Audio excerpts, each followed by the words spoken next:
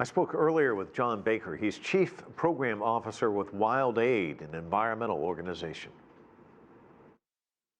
Especially in a place like China, what we have seen with our programs is a big increase in people's interest in wanting to make the environment better for the future. You know, we started our campaigns in China back before the 2008 Beijing Olympics, focusing on shark fin.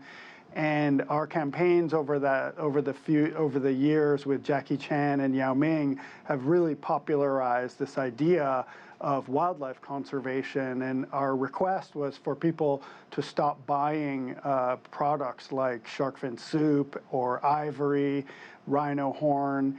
And those campaigns really have gained a lot of traction. You brought up Yao Ming. I had the opportunity to interview him a couple years ago. And I mean, this is a guy who really is passionate about this issue.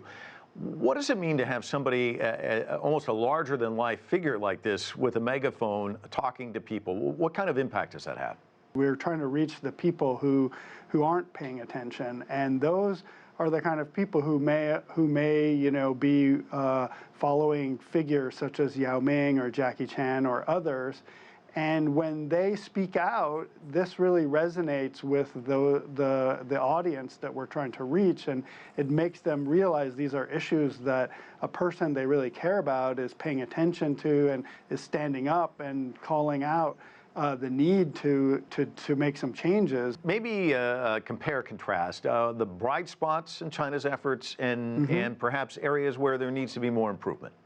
You know, China has made tremendous strides in recent years, really improved their efforts to conserve wildlife, mostly by strengthening their controls on the illegal trade and smuggling and buying and selling of illegal wildlife products such as ivory. We had the landmark ivory ban that was now being implemented by the Chinese government, which has really made a big difference. They have also followed with action. And the Chinese customs, for example, we're doing a big campaign with them now. You'll see our messages in over 140 airports and border crossings and ports of entry throughout the country, where the Chinese customs is publicizing the fact that bringing ivory in and out of the country is now highly illegal.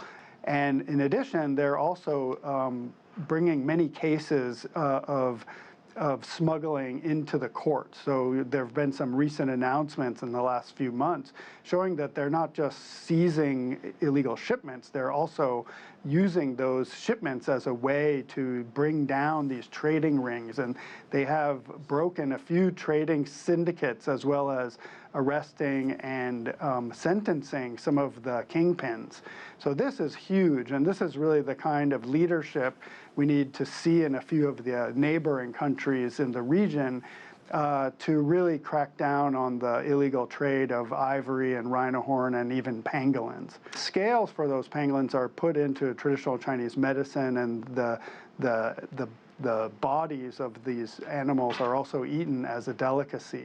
So now we're trying to reduce the use of those products. We've seen many signs where not only the public at large, but also the government leaders have shown that they are quickly changing their minds, previously held views on wildlife conservation, and now see this as really an important way to preserve the environment going forward, and also for China to serve as a leader in the global community on protecting the environment and wildlife.